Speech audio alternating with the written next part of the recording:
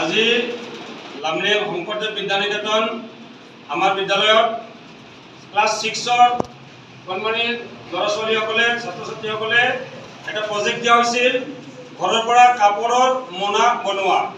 ছাত্ৰ ছাত্ৰীবোৰে বনাই আনিছে ঘৰৰ পৰা বহুত ধুনীয়াকৈ ভালকৈ কাপোৰৰ মোনা সিহঁতে বনাই আনিছে।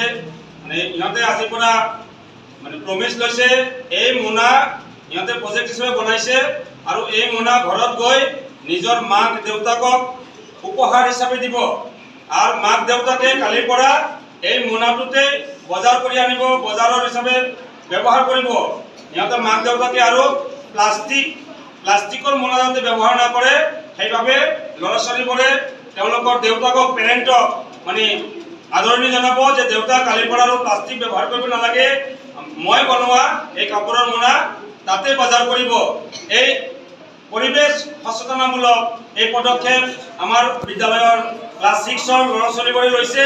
আমি ধন্যবাদ জনাইছোঁ আৰু এনেকুৱা প্ৰগ্ৰাম আগবঢ়াই আনিবৰ কাৰণে আমাৰ প্ৰধানাচাৰ্য আৰু উপ প্ৰধানাচাৰ্যক আমি ধন্যবাদ জ্ঞাপন কৰিছোঁ। ধন্যবাদ।